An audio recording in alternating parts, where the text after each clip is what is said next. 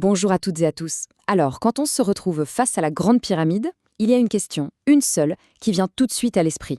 Mais comment ont-ils fait? C'est une question qui nous taraude depuis des siècles, vraiment. Aujourd'hui, on va essayer de trouver des réponses. On va démêler le vrai du faux, la science de la fiction, et on va voir ensemble comment ces incroyables bâtisseurs de l'impossible ont sculpté la pierre, mais aussi et surtout l'histoire. Pour bien commencer, accrochez-vous bien. Un seul chiffre, 6 millions de tonnes. Voilà, c'est le poids de la grande pyramide de Gizeh. Pour vous donner une idée, c'est l'équivalent de plus de 1000 paquebots de croisière actuels. C'est juste colossal. Et le plus fou dans tout ça, c'est que tout a été assemblé avec une précision d'horloger. Voilà, la grande question est là, sur la table. Comment est-ce possible? Comment, avec des outils qui nous paraissent aujourd'hui super basiques, ces civilisations ont-elles pu arriver à un tel niveau de perfection? Et attention, on ne parle pas que de l'Égypte. On va voir que de la vallée du Nil jusqu'à la jungle maya, le défi était le même. Allez, c'est parti, on mène l'enquête. Bon, on va commencer par le plus connu, le plus emblématique, évidemment, l'Égypte. On va d'abord regarder ce que la science, aujourd'hui, nous dit sur la construction des pyramides. C'est quoi le consensus? Alors, ce qu'il faut bien comprendre, c'est que la Grande Pyramide, elle n'est pas apparue comme ça, d'un coup de baguette magique. Pas du tout. C'est en fait le résultat de quasiment un siècle de recherche et développement, si on peut dire. Tout commence avec la pyramide à degrés de Djoser, c'est un peu le prototype, une tentative super audacieuse pour l'époque. Et puis, il y a Snéfrou, le père de Khéops. Lui, c'est un vrai stakhanoviste de la pyramide. Il en construit 3, il fait des essais, il se trompe, il corrige le tir. La fameuse pyramide rhomboïdale, c'est lui. C'est la preuve vivante de cet apprentissage.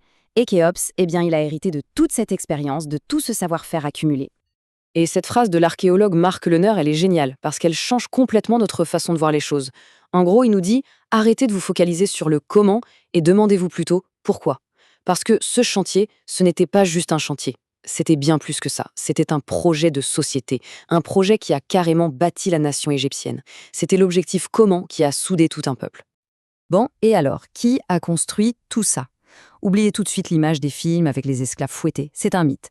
La réalité, découverte grâce aux archéologues, c'est une ville entière construite exprès pour loger des dizaines des milliers d'ouvriers. Des gens qualifiés, des artisans, mais aussi des paysans qui venaient bosser pendant la crue du Nil quand les champs étaient inondés. Et attention, ils n'étaient pas maltraités, on les était bien nourris, on leur trouvait les preuves, un régime riche pour tenir le coup. Et la cerise sur le gâteau, c'est le journal de Merer. C'est incroyable, c'est le plus vieux papyrus du monde. Et c'est quoi? C'est un journal de bord, une sorte de fichier Excel de l'époque qui détaille toute la logistique, le transport des blocs. Tout y est. Ok, donc là, on a un consensus scientifique assez solide. Mais la science, ce n'est jamais figé, ça adore les bons débats. Du coup, on va explorer maintenant quelques autres théories, des idées qui viennent un peu secouer le cocotier, mais qui restent, et c'est important, dans le cadre d'une recherche sérieuse. Le vrai casse-tête de la construction, ça a toujours été la rampe. Comment on monte les blocs tout en haut? Imaginez une rampe extérieure qui grimpe jusqu'au sommet. Le volume de matériaux nécessaire serait quasi aussi grand que la pyramide elle-même. C'est délirant. Et c'est là qu'arrive l'architecte Jean-Pierre Houdin avec une idée mais brillante. Il dit « Et si la rampe n'était pas à l'extérieur mais à l'intérieur ?» Une sorte de spirale qui monte en même temps que la pyramide. Ça économise des matériaux, c'est plus logique. C'est une théorie qui fait encore beaucoup parler, mais avouez que c'est super élégant comme solution. Maintenant, attention, on passe à une autre théorie, beaucoup plus radicale. Elle change carrément tout. Et si une partie des blocs n'avait pas été taillée, mais coulée, comme du béton? C'est l'idée d'un chimiste, Joseph Davidovits. Selon lui, les Égyptiens auraient mis au point une sorte de béton antique, un géopolymère à base de calcaire broyé et réaggloméré, qu'ils auraient simplement coulé dans des moules sur place. Sauf que là, on sort un peu du débat scientifique classique. La communauté scientifique, et en particulier les géologues, sont quasiment tous d'accord pour dire que non, c'est une impasse. Pourquoi? Parce que la pierre, elle, ne ment pas. Les analyses sont formelles, les blocs viennent bien de carrières qu'on a identifiées. On voit même encore les traces des outils dessus. C'est un exemple parfait pour comprendre la différence entre un vrai débat scientifique, comme pour la rampe, et une idée qui est simplement contredite par les faits. Et justement, pour aller plus loin dans cette différence entre science et pseudo-science, on va regarder un cas d'école.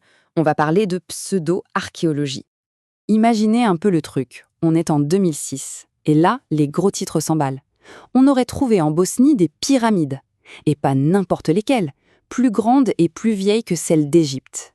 L'annonce est faite par un homme, Semir Osmanagic, et ça fait le tour de la planète. D'un coup, de simples collines se transforment en vestiges d'une civilisation oubliée. Cette histoire, c'est vraiment le parfait exemple de ce qu'on appelle la pseudo-archéologie. C'est quoi? Eh bien, ce sont des discours qui ont l'air scientifiques, qui utilisent les mêmes mots, mais qui, au fond, rejettent l'élément central de la science, la nécessité de la preuve. Et ce qui est intéressant, c'est de voir que le mécanisme est presque toujours le même. C'est un peu une recette. D'abord, on part d'une ressemblance de forme, assez vague. Une colline qui ressemble à une pyramide, par exemple. Ensuite, on plaque un jargon scientifique sur des phénomènes naturels. Des couches de pierre deviennent du béton ancien. Évidemment, on ignore complètement l'avis des vrais spécialistes, les géologues, qui disent que c'est naturel. Puis, on joue sur la corde sensible, la fierté nationale. On a eu une grande civilisation avant tout le monde. Et pour finir, très souvent, on mélange tout ça avec des histoires d'Atlantide, d'extraterrestres ou d'énergie cosmique. Une fois qu'on a compris ce schéma, on le reconnaît partout. Allez, on laisse tomber les fausses pyramides et on retourne voir les vraies. Parce qu'en Égypte, l'histoire est très très loin d'être finie. On pourrait même dire qu'une nouvelle page est en train de s'écrire. Et cette nouvelle page, elle s'écrit avec des technologies de dingue. Le projet Scan Pyramids, par exemple, utilise une technique qui s'appelle la tomographie muonique. En gros, ça permet de voir à l'intérieur de la pyramide sans toucher à la moindre pierre. C'est littéralement comme si on faisait passer une radio géante à un monument vieux de 4500 ans. Et les résultats sont juste incroyables. On a confirmé l'existence d'un couloir qu'on ne connaissait pas. Et surtout, on a détecté une cavité gigantesque, complètement inconnue jusqu'ici, qu'on a baptisée le Big Void, le grand vide. Et ça ne s'arrête pas là, on a aussi trouvé des anomalies dans la pyramide juste à côté, celle de Képhren. La suite, c'est quoi? Eh bien, on prépare une mission pour envoyer des micro-robots explorer ces zones secrètes. Franchement, la vraie histoire, celle que la science découvre, est 1000 fois plus excitante que tous les mythes. On va se quitter sur cette question. Qu'est-ce qui fait la différence entre un mystère qui nourrit la science, qui la pousse à aller plus loin, et un mythe qui, au contraire, la bloque? Les pyramides nous le montrent bien. La science, elle cherche des réponses avec patience. La pseudoscience, elle, prétend déjà tout savoir. Et c'est peut-être ça, la plus grande leçon que nous donnent ces géants de pierre. N'oubliez pas de mettre un like à cette vidéo et de vous abonner à cette chaîne.